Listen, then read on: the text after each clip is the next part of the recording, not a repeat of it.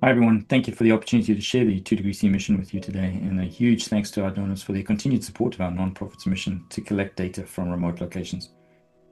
We have a brief window of opportunity to engage citizen scientists to participate in determining the outcome of our oceans, especially in the nearshore coral reef environment. It is this opportunity, and it's a journey that many of us can take together, that I'm addressing today. Ocean data is a big puzzle, and we're missing some very important pieces of information. Right now, we have pretty good ocean climate information for highly trafficked areas, but what we don't have is detailed data about the environment in most remote places. With only a tiny fraction of reef systems covered by a continuous, instrumented, open access oceanographic monitoring to understand how climate change is affecting them, we just don't have enough of that kind of data. 2°C cares about the people and the biodiversity that fall in the gaps outside of these areas currently served by the existing network of climate observations. Without these hyperlocal observations, we cannot understand climate change at a scale of a community or ecosystem, and this puts people and assets and these vital ecosystems at risk. We are a non-profit organization that's trying to fill in those missing pieces by collecting climate data from remote places around the world. Our initiative connects participants to science, education, and activism through the collection of climate data from the remote reef systems they visit. Through the use of low-cost automated sensor technology attached to citizen scientists, community-based monitoring can bridge the ocean data gap and enhance the resolution and accuracy of climate data by sharing them with scientists worldwide. We have developed the 2°C Wavelet, a low-cost IoT sensor platform that is easy to use, and the climate observations generated are shared for free with science to help reduce climate uncertainty in those areas. Every dive generates highly accurate georeferenced observations, and the onboard automation takes care of sending the observations to our cloud servers, where we anonymize and quality control them before openly sharing them with the world. Participants become the ambassadors to these underwater environments, something as a dive instructor I've been teaching for decades, but until now we've never really had a tool to use.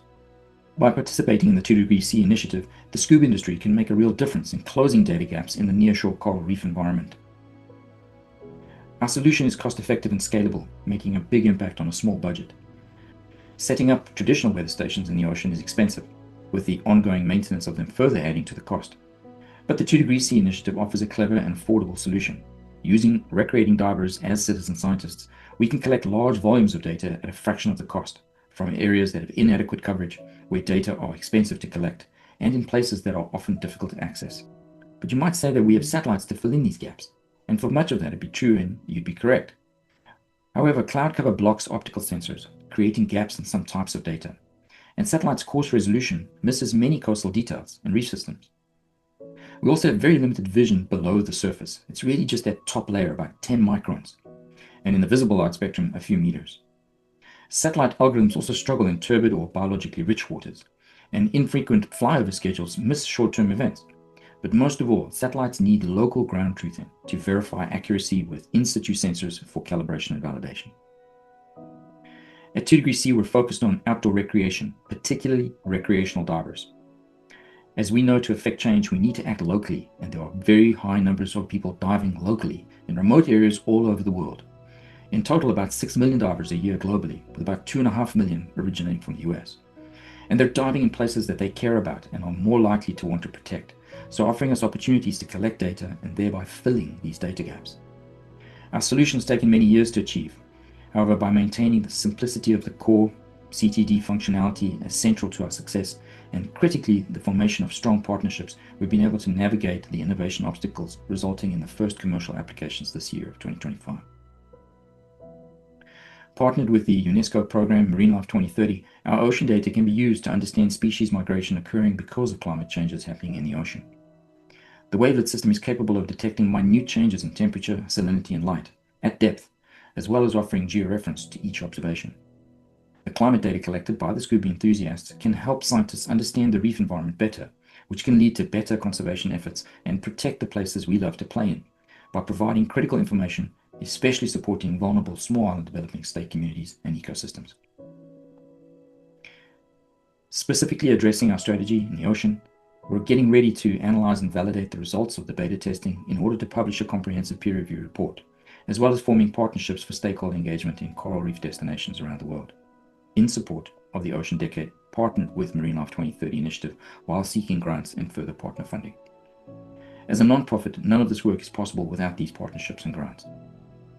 I would encourage anyone who is interested in partnering to please reach out to me directly. Our team is currently building partnerships in the ocean realm, but we're not working alone, and we have an invaluable network of in-kind contributors, including project development specialists, board advisors, and athlete ambassadors, all working to meet our goals. However, we are in critical need to support the delivery of in-situ observations through sensor deployment along with partner organizations, while further developing the technical infrastructure needed to support the adoption of this digital ecosystem, connecting participant climate data to science. So thank you for your interest in 2 degrees C and for all those who offer us their support. We know that interest leads to activities, and activities leads to outcomes. I know I speak for all of us at 2 degrees C in saying that we hope we can work together for a healthier ocean.